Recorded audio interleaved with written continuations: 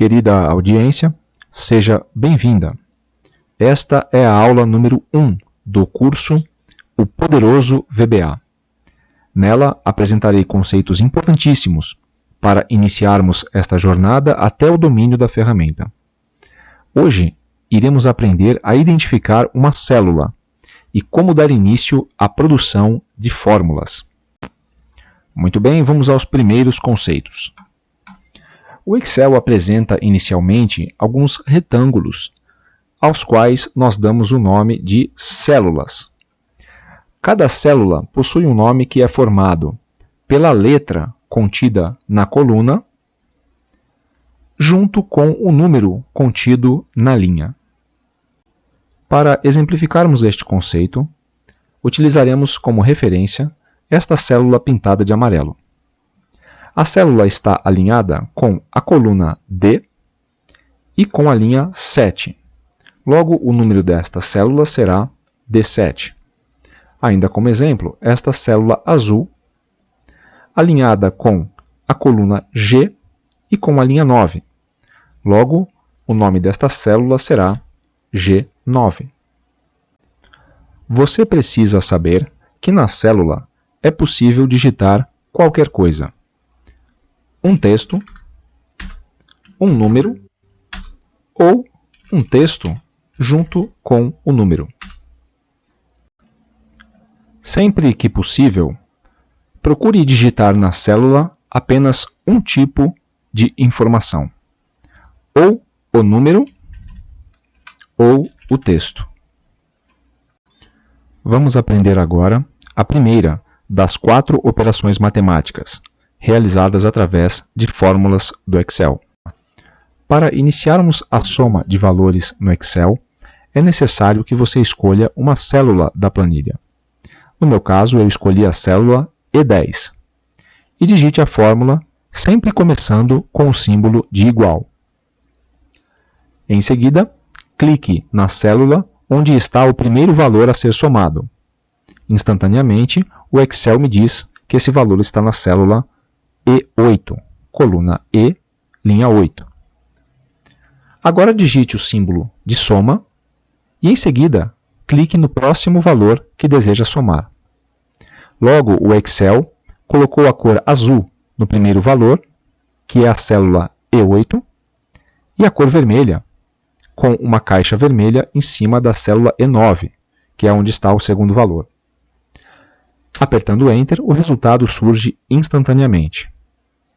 Ao alterar os valores que foram somados, você nota que o resultado também altera-se automaticamente.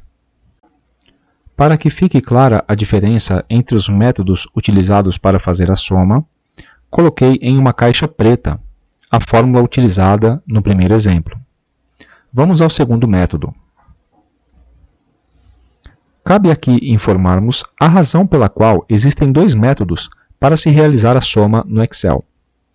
A primeira delas é porque levaria muito tempo para selecionarmos cada caixa de texto a fim de somar toda a coluna de números. A segunda razão é que a fórmula fica muito longa. Numa cadeia de 100 linhas, por exemplo, eu teria uma fórmula com 100 variáveis. Isso, para fins práticos, é inviável. Nesse sentido, vamos explicar qual é o segundo método para realizar a soma. Você digita sempre igual para iniciar a fórmula e digita diretamente a palavra soma, abrindo os parênteses. Você seleciona qual é a lista de números que deseja somar e o Excel inclui na fórmula automaticamente o primeiro número, que fica na célula H5, e o último número, que fica na célula H9. Assim, fechando o parênteses e apertando Enter, você obtém o resultado automaticamente. Da mesma maneira, alterando as variáveis, você altera automaticamente o resultado. Vamos a um breve comparativo das fórmulas para evitarmos futuras confusões. Na primeira fórmula de soma, existe referência apenas ao primeiro valor, na célula E8, o símbolo de soma e referência ao segundo valor que está na célula E9. No segundo método, não existe mais o símbolo de soma, mas sim a palavra soma, seguida da abertura de parênteses.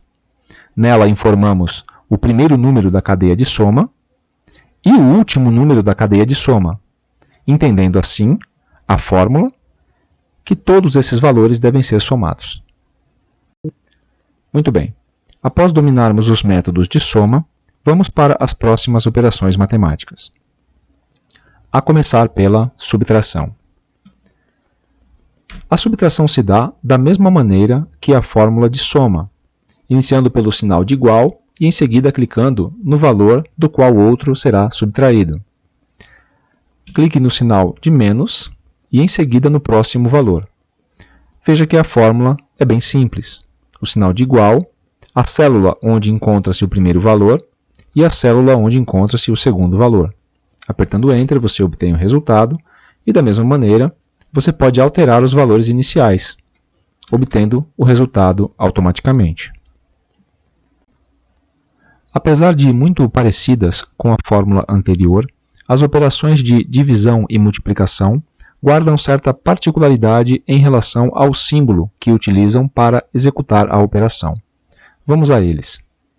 Para dividir o valor contido na célula D5 pelo valor contido na célula F5, utilizamos, claro, começando sempre pelo igual, o símbolo de barra.